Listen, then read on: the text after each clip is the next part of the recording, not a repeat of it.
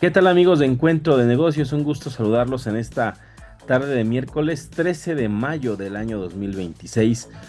Como siempre, con mucha información del mundo de los negocios. Me da muchísimo gusto tener de regreso aquí y darle la bienvenida a nuestro amigo Rodrigo Ortiz en este 50 años de Radio Nicolaita y ya nuestros 15 años próximos en el mes de agosto. Pues nuestro amigo Rodrigo Ortiz está con nosotros de nuevo aquí en Encuentro de Negocios. Te amo, Rodrigo. Pues te extrañamos mucho y gracias por estar de nuevo aquí con nosotros en el programa. Muy buenas tardes, mi estimado Brian. Un gusto una vez más poder estar aquí contigo. Estimado Rodrigo, pues un gusto tenerte aquí de nuevo. Vamos a hablar sobre varios temas: inflación en México, inflación en Estados Unidos, la bolsa, el impacto que tiene en la economía a nivel local y también a nivel global. Pero antes de iniciar, vamos con nuestra cápsula Marketing para Todos y regresamos aquí a iniciar en este arranque de Encuentro de Negocios. Hola, hola, ¿cómo están? Bienvenidos a Marketing para Todos, el espacio donde vamos a transformar tus ideas en herramientas prácticas para tu emprendimiento. Soy Nicole García y hoy quiero platicar contigo sobre algo que parece pequeñito, pero que realmente tiene un poder enorme, y es el eslogan de tu marca. A veces pensamos que un eslogan es solamente una frase bonita o pegajosa, pero no. Un buen eslogan es como el ADN de tu marca, pero resumido en poquitas palabras. Es eso que la gente recuerda, que repite y que sin darse cuenta empieza a asociar contigo. Entonces, ¿por qué es tan importante tener uno? Primero, porque comunica tu promesa. Un eslogan claro va a decir qué haces, cómo lo haces y qué te diferencia. Piensa en los ejemplos, como Nike con Just Do It o el de Porque tú lo vales. No son solo palabras, transmiten actitud, filosofía, personalidad, etc. Segundo, porque genera conexión emocional. Las palabras mueven. Un buen eslogan puede inspirar, motivar o simplemente hacer clic con el cliente ideal. Cuando logras tocar una emoción, también logras permanencia. Tercero, porque te hace memorable. El mercado está lleno de muchísimas marcas y toditas buscan atención. Un eslogan breve, auténtico y con intención puede ser justo eso, lo que haga que te recuerden entre todas las opciones. Cuarto, porque guía tu comunicación. Tu eslogan no es solamente para ponerlo junto al logo y que se vea bonito. Este te va a acompañar en tus redes, en tus presentaciones, en tus campañas, en todo. Es como ese hilo conductor que mantiene tu mensaje consistente en el mercado. Así que, si todavía no tienes un eslogan, este es un gran momento para crear uno. Piensa en un propósito, en lo que haces único para tu emprendimiento, en quién es tu cliente ideal. Y todo esto, condénsalo en una sola frase que realmente hable por ti y por tu emprendimiento. Yo soy Nicole García y esto fue Marketing para Todos. Gracias por acompañarme y nos escuchamos en la próxima cápsula aquí en Encuentro de Negocios. No olvides, haz que tu marca hable y por supuesto que se escuche. Continuamos en Encuentro de Negocios. Estimado Rodrigo, pues un gusto tenerte de nuevo aquí en el programa, como lo decía. Platícanos cómo se está moviendo los mercados, la bolsa de valores. Hay información relevante en el mundo de los negocios. Cuéntanos. Así es, mi estimado Brian, una semana con movimientos a la alza, tanto en México como en Estados Unidos. Las bolsas han estado de forma positiva. Se ha estado viendo la opción de que se llega a un acuerdo entre Estados Unidos e Irán, que cada vez está más lejos, al menos de momento, no se ve que pueda suceder. Sin embargo, está el diálogo, parece ser que habrá un acuerdo, todavía está lejos, pero por lo menos todavía está en el tintero y puede pasar algo. Entonces, las bolsas tuvieron ese optimismo que se desvanece entre el cierre del lunes, inicio del martes, porque es cuando se empieza a ver que va a ser poco probable un acuerdo en el corto plazo, pero entonces esto les deja ahí el optimismo a las bolsas. De ahí, estimados, datos importantes. El día de ayer, martes, se reveló la inflación en Estados Unidos del mes de abril, 3.8. Los estadounidenses siguen teniendo inflación elevada. Recordemos que en Estados Unidos ahora sí que el objetivo es 2%, a diferencia de México, que es 3% más menos 1, allá es 2%, entonces está prácticamente al doble de su objetivo. Por ahí Donald Trump ya también sacó un comunicado donde dijo que quiere ayudar con un subsidio a los impuestos que se pagan en la gasolina de allá. Allá está más o menos en 18%, y entonces quiere ahí meter un recorte de esos impuestos como subsidio para beneficiar ahora sí que a las personas, porque justamente están empezando a gastar mucho dinero en combustible. Dice Donald Trump, será poco el apoyo, sin embargo es un apoyo. También Donald Trump ya lo hace con partes políticas, también es que hay que entender esto, que Donald Trump una parte política le está metiendo a esto, porque pues año electoral no puede seguir sangrando los bolsillos de sus electores. Entonces, por ese lado también lo hace Donald Trump, pero bueno, ya empieza a ser ese tema.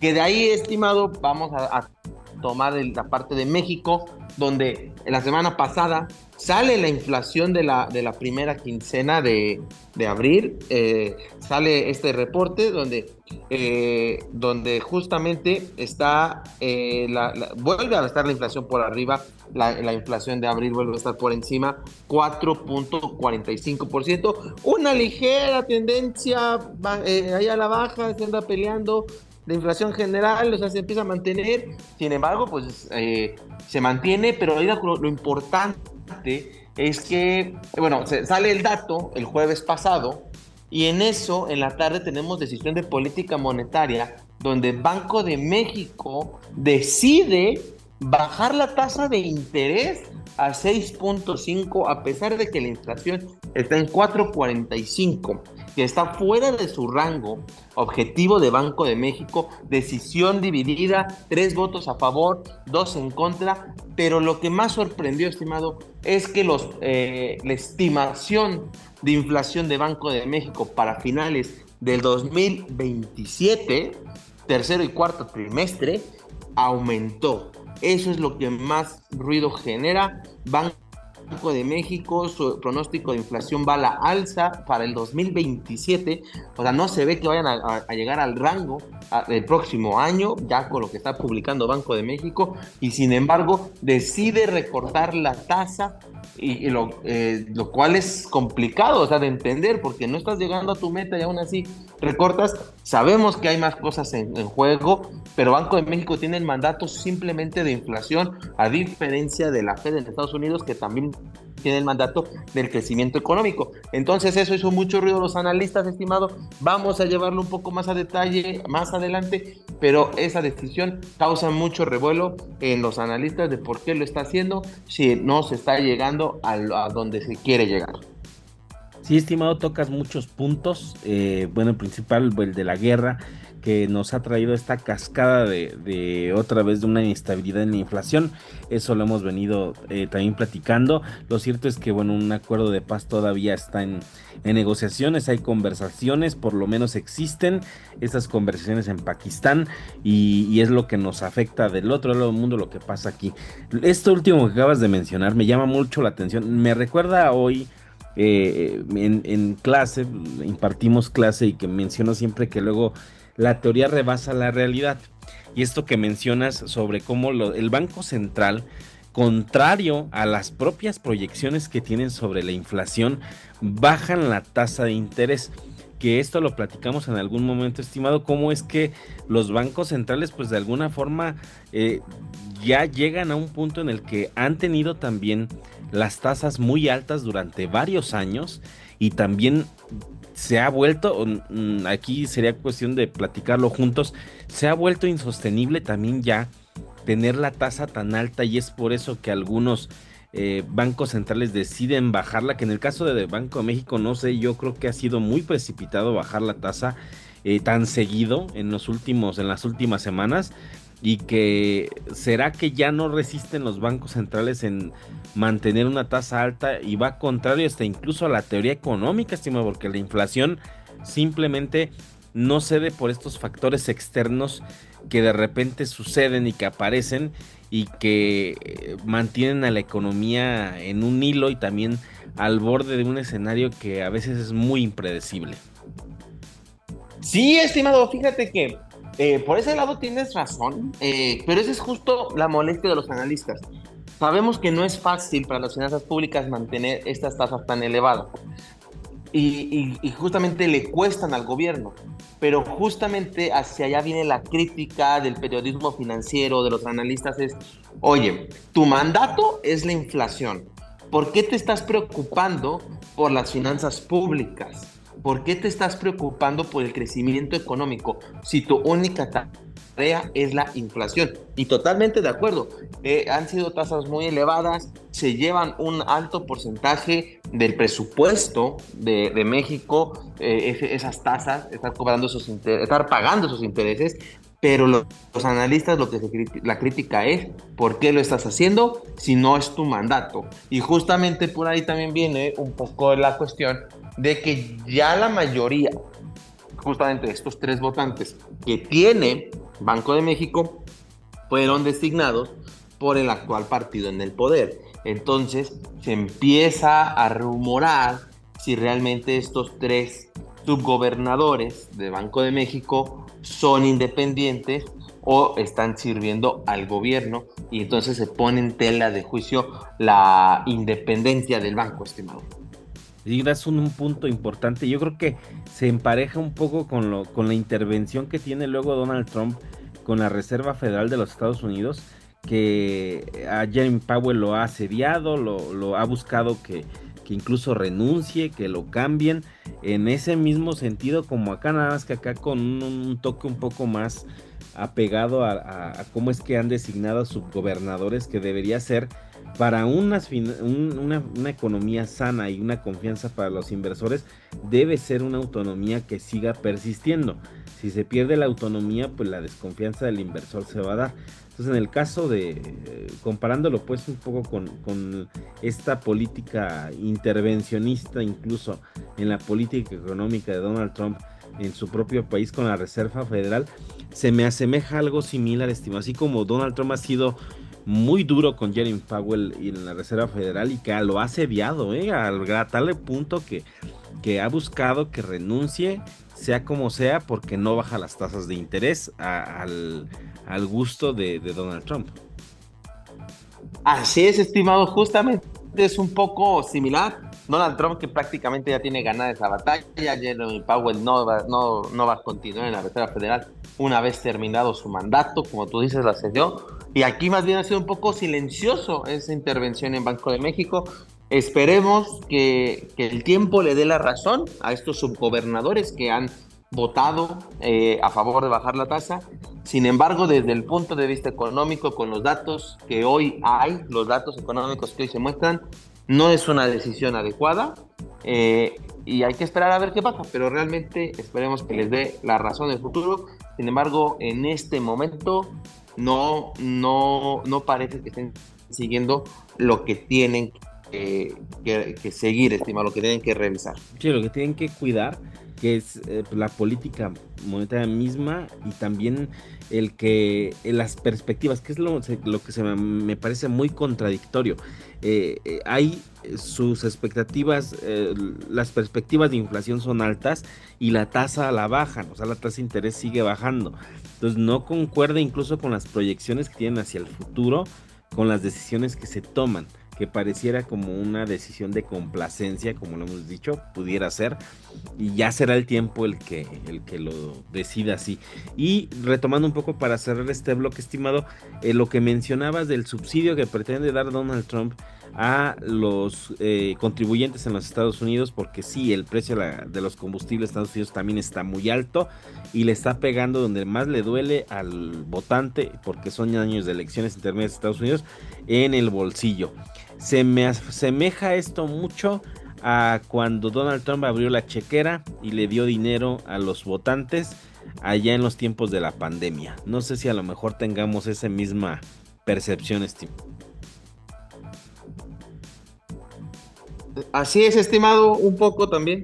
Esa parte, como dices, al final Donald Trump es esta parte de populista, le gusta esta parte popular, el populismo. Entonces no sorprende, y claro, está tomando estas medidas porque al final quiere quiere seguir teniendo poder, conseguir las cámaras, tener mayoría, entonces tiene que ver por ese lado efectivamente, estimado. Sí, es la chequera abierta en tiempo de elección y pues la guerra en Irán no le resultó, pues, tiene que reponer porque al final el alza de los combustibles es consecuencia de el conflicto en Irán y el cierre del estrecho de Hormuz. Entonces no hay vuelta de hoja más que buscar que el inversor, perdón, que el votante pues esté contento. Habrá que ver si le funciona con estas y muchas otras medidas. Bueno, vamos a la cápsula Mundo Cripto, estimado, y regresamos aquí a la parte final de Encuentro de Negocios. Continuamos en Mundo Cripto de Encuentro de Negocios y pues hoy traemos un análisis profundo del mercado que la verdad parece de locos.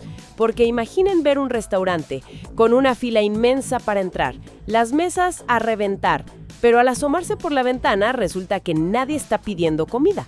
Exacto, o sea, es una imagen rarísima, pero describe perfecto lo que está pasando en el mercado ahorita. Totalmente. Porque, a ver, Bitcoin rompió el techo, superó los $81,000, que es un nivel más alto en meses. Pero el usuario común, el minorista, pues parece que desapareció. Sí, se esfumó, la actividad real en la cadena cayó a la mitad y el mercado de futuros está, pues completamente dormido. Ajá, y ahí es donde uno se pregunta, bueno, ¿quién está inflando esto? Si la gente de a pie no está comprando. Es que hay una desconexión brutal. El inversionista minorista está paralizado por la cautela, viendo que la inflación, pues, no cede. Claro, el miedo de siempre a los precios altos. Exacto. Pero mientras tanto, en el salón VIP, por así decirlo, los institucionales están barriendo con toda la oferta. ¡Wow! Se lo están llevando todo. O sea, en cuestión de un fin de semana, inyectaron más de $1,000 millones en los ETFs al contado. ¿1,000 millones en un fin de semana? Es una locura. Y fíjate que eso crea un efecto dominó interesante, ¿no? Sí, muy interesante. Porque como no hay grandes posiciones apalancadas apostando a que el precio suba, si esta demanda institucional sigue empujando, los que apostaron en contra van a sufrir. Van a tener que recomprar de pánico. Exactamente, para cubrir sus pérdidas. Y eso pues termina disparando el precio aún más. O sea que Wall Street no solo está comiendo del menú, sino que literalmente está comprando el edificio entero. Ajá. Y si van a meter tanto capital, pues necesitan construir su propia tubería. Y ahí entra el movimiento de JP Morgan. Acaban de pedir luz verde para lanzar un fondo, el JLTX, directamente en Ethereum. ¿Así es? Básicamente le están diciendo a los emisores de stablecoins, traigan su dinero de $1 millón para arriba y se los guardamos en letras del tesoro. Y les pagan intereses por una comisión minúscula, del 0.16%. Y, a ver, no es poca cosa porque ya hay más de $32,000 millones en activos del mundo real tokenizados. Es muchísimo dinero. Yo la verdad me quedo con el ojo cuadrado con esas cifras. Pero claro, esto levanta banderas rojas gigantes, especialmente para el Fondo Monetario Internacional. Ajá, ¿por qué? Porque ven un peligro crítico en mover el riesgo bancario tradicional al código puro de un contrato inteligente. Pero espera, ¿no se supone que sacar a los humanos de la ecuación y usar código hace todo más seguro? Digo, esa es la promesa básica de esta tecnología. Pues sí, hasta que hay pánico financiero. Claro, el factor humano siempre pesa. En una crisis bancaria tradicional, un gobierno puede congelar cuentas o inyectar liquidez con una simple llamada telefónica. Pero si el riesgo está codificado en la red de Ethereum, pues no hay a quien llamar. El código se ejecuta automáticamente, pase lo que pase. Exacto. Entonces, detener una crisis sistémica en tiempo real se vuelve casi imposible. ¿Por qué no hay un botón de emergencia central? O sea, el riesgo no desaparece, simplemente se vuelve inalcanzable para las autoridades. Totalmente. Digamos, el acueducto que capte todo ese flujo. Sí, y ahí es donde entra el Himalaya, que es un tema fascinante. Bután está levantando una mega infraestructura, la ciudad de conciencia plena de Hellefu, y están ofreciendo 0% de impuestos corporativos y licencias súper rápidas. Ajá, para firmas que ya están reguladas en lugares estrictos como Singapur. Exacto. Pero lo que me llama la atención es que no es otro paraíso fiscal de papel donde las empresas solo tienen un buzón y ya. No, para nada. Exigen operaciones reales para generar empleos tangibles. Y como el gran cuello de botella siempre ha sido sido el acceso bancario para estas empresas? Claro que los bancos tradicionales no quieren trabajar con cripto. Exacto, pues Butangex está garantizando cuentas corporativas directas en DK Bank. Están captando a las empresas que huyen del caos regulatorio, dándoles certidumbre. Y además el proyecto está respaldado por la propia billetera del país. Que tiene cerca de 10,000 bitcoins como reserva soberana. Aunque hace poco hubo ruido porque algunas empresas de análisis como Arkham rastrearon movimientos sugiriendo que Bután vendió una fracción de eso. Sí, unos 100 bitcoins más o menos. Ajá, aunque los funcionarios lo niegan y dicen que su visión es estrictamente a largo plazo. Y la verdad, esos movimientos a corto plazo son solo ruidos si miramos la fotografía completa. Claro. Lo que esto demuestra es que el mercado ya maduró de forma irreversible. O sea, ya no es un experimento tecnológico de nicho. Ya es un tablero geopolítico en toda regla. Totalmente.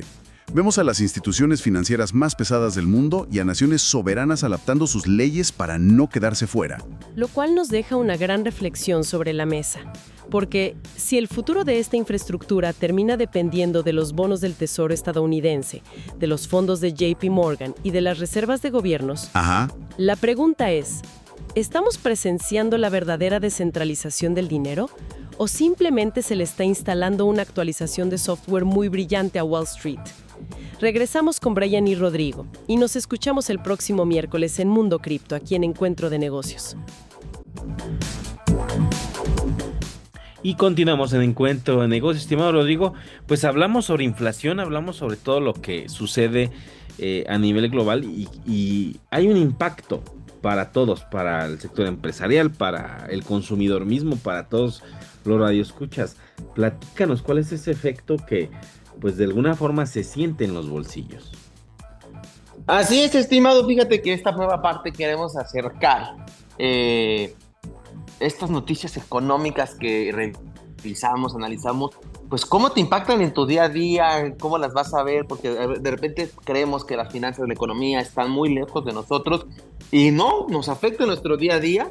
Y entonces aquí un poco de cómo estos datos afectan tu vida. Sin embargo, tú como radioescucha tienes la mejor opinión, tienes al final los datos tuyos, porque nosotros hablamos de datos generales económicos, pero tú vas a tener tus propios datos, pero vas a empezar a entender por qué está esto sucediendo. Por ejemplo, el tema de la inflación. La inflación, como sabemos, es el precio sostenido, es el incremento sostenido de los precios en un periodo.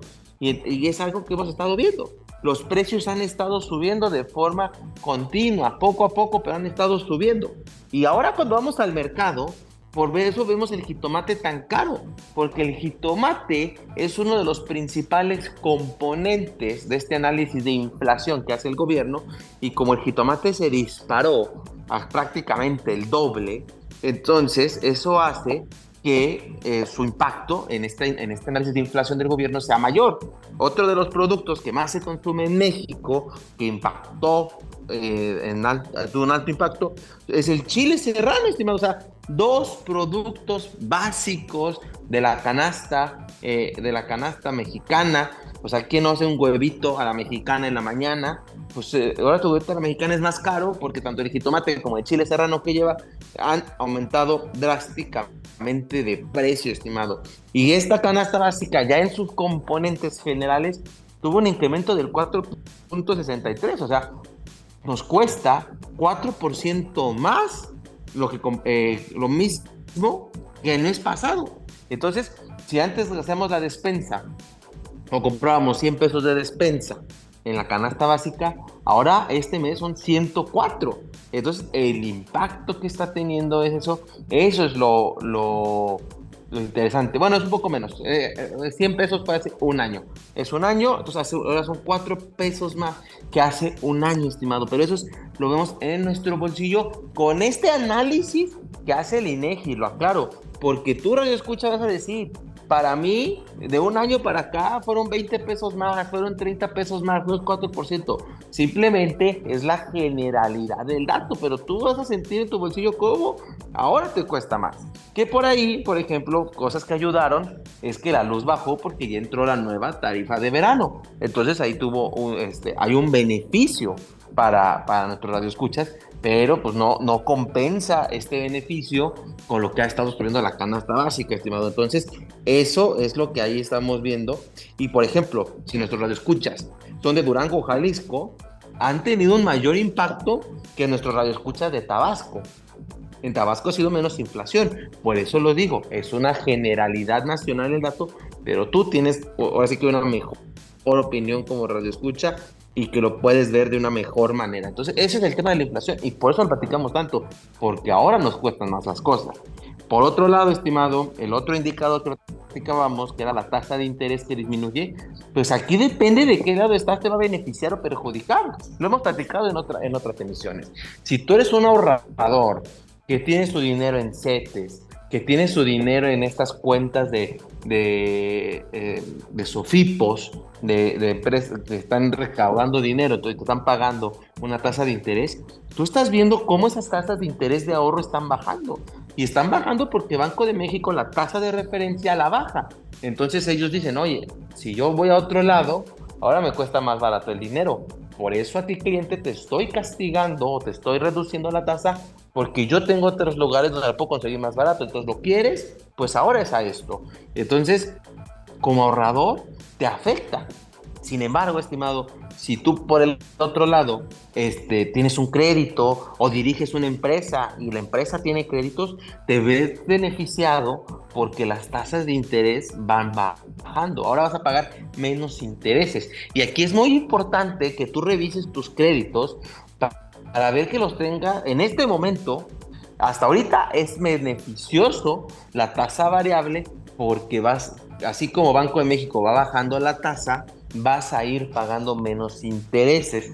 En cambio, si tú firmaste tu crédito hace unos 2 años y le pusiste que tasa fija, pues no te ves beneficiado de estas bajas porque tu tasa ya sí va a ser constante durante todo el periodo. Sin embargo, nuestra recomendación de que cambies tus créditos a tasa variable, porque parte del anuncio que dio Banco de México es que parecía, o bueno, dejó entrever que el ciclo de baja de tasa se iba a pausar. Entonces, probablemente no va a haber más baja. Entonces, esta planeación financiera tal vez no es el momento de hacerla porque va a ser o muy caro o ya no vas a tener este beneficio de las bajas y si vuelve a subir la tasa te va a perjudicar. Entonces, por ahí hay que analizarlo un poco más a fondo, pero ya de lo que ha pasado, pues esto son beneficios y daños que han pasado con estas dos noticias económicas, viéndolas ahora sí que en la forma directa. Sí, estimado, creo que darle este enfoque a lo que platicamos aquí, que hemos platicado mucho, siempre hablamos de la bolsa, hablamos de temas de inflación, de la guerra y todo, y al final todo nos viene afectando a nuestro bolsillo. Bien lo aterrizaste con la canasta básica, que es en el día a día. Seguramente todos nuestros radioescuchas siempre están comprando parte de la canasta básica, y también lo cierto es que algunos resentirán más en cuestión de su bolsillo lo que gastan semana a semana o quincena a quincena al hacer el mercado, al hacer el súper. Creo que no estamos tan alejados y creo que este es un buen aterrizaje de lo que vivimos en el día a día, lo que se vive a nivel global.